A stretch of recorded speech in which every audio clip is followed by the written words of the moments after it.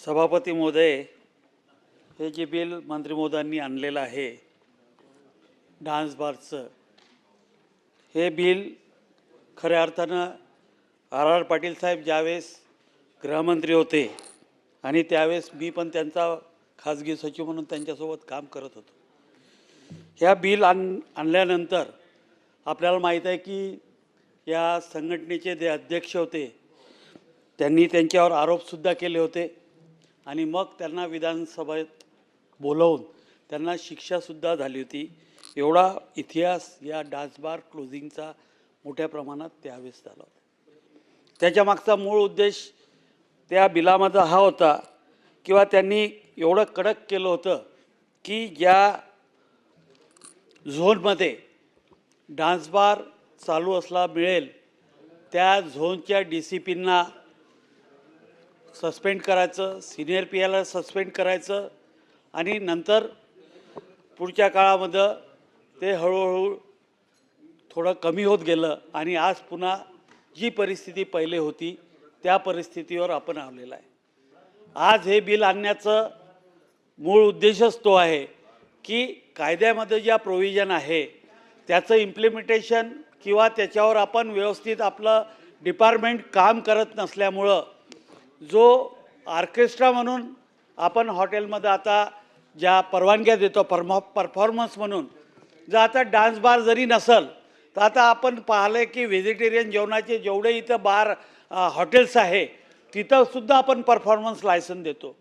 आपण जर वेगवेगळ्या हॉटेलमध्ये गेलो तर तिथेही ऑर्केस्ट्रा म्हणून तिथं दारू नसेल किंवा बार नसेल तिथेही परफॉर्मन्स लायसन आपण आज देतो. मग हा परफॉर्मन्स लायसन आता आपण जो कंपल्सरी केलं तर त्या परफॉर्मन्स लायसन तिथे पण रद्द होणार आहे.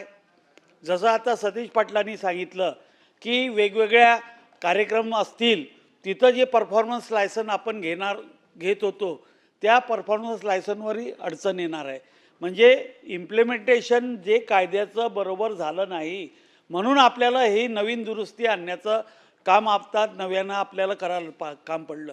ज्यावेळेस डान्स बार वर आपण बंदी आणली त्यावेळेस मोठ्या प्रमाणात ज्या त्या डान्स बारमध्ये काम करणाऱ्या स्त्रिया होत्या त्यांच्या पुनर्वसनाचा प्रश्न निर्माण झालेला होता की बा त्या बेरोजगार होणार आहे. एवढ्या मोठ्या बेरोजगार लोकांना तुम्ही काहीतरी पुनर्वसनासाठी योजना आणा. त्या संदर्भात सुद्धा योजना आणली होती. आज जर आपण पाहिलं तर या ऑर्केस्ट्रामध्ये नाही काही म्हटलं तर हजारो लोक याच्यात इन्व्हॉल्व झालेले आहे. त्याच्यात कोणी वाजवणारे असतील, तबला वाजवणारे असतील, गायक असतील, ह्या सर्वांचा पुन्हा पुनर्वसनाचा किंवा त्यांच्या रोजगाराचा प्रश्न निर्माण होणार आहे.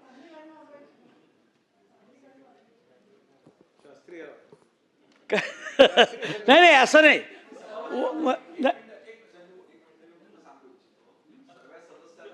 आहे आपण हे जे विधायक सुधारणा करतोय हे फक्त हॉटेल, उपाहारगृह आणि मद्यपान कक्ष ह्या ठिकाणी, त्याच्यामुळे सतेज भाऊ पण उपाहारगृह म्हटलं म्हणजे आलंच ना. नाही सतेज भाऊ मग आता घरी एखादा कार्यक्रम आहे तर कसं मग तसं नाही. हे फक्त 3 ठिकाणच्या याच्याकरिता आहे. हॉटेल त्या अनुषंगाने आपण मांडणी करावी अशी विनंती आहे. बस ती म्हटलं तरी असे किती बार आहे, असे हजारो बार आहे.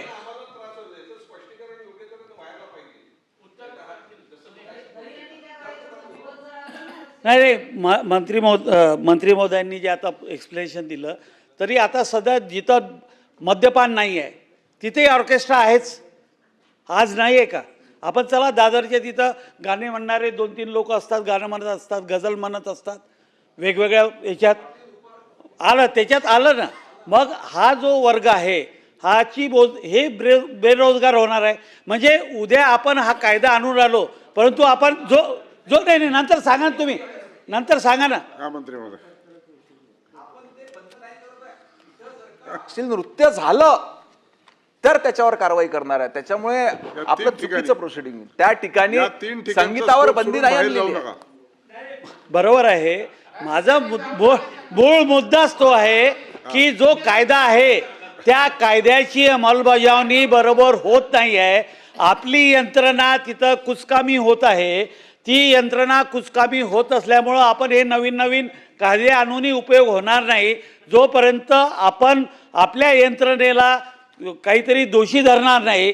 याच्यात या बिलामध्ये तुम्हाला अजून नव्यानं काहीतरी आणायला पाहिजे होतं की जर तिथं आता असं काही सापडलं तर याला आम्ही जबाबदार धरू, हेही सुधारणा आणा त्याच्यात.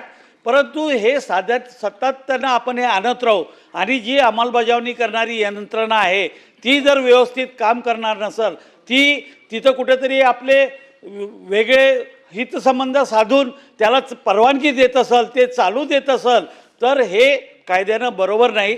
म्हणून माझी आपल्याला विनंती आहे की या कायद्यासोबतच आपल्याला काहीतरी नियम करायला पाहिजे, काहीतरी घोषणा करा की ज्या पोलीस स्टेशनच्या अंतर्गत असं ज्यावेळेस येईल त्याचं तिथला PSI किंवा सिनियर PI याच्यावर कारणे दाखवा नोटीस किंवा त्याला सस्पेंड करण्यात येईल तर त्याच्यावर काहीतरी वचक निर्माण होईल. हे करण्याची गरज आहे. सभापतीमध्ये आपण मला परवानगी दिली त्याबद्दल मी आभार.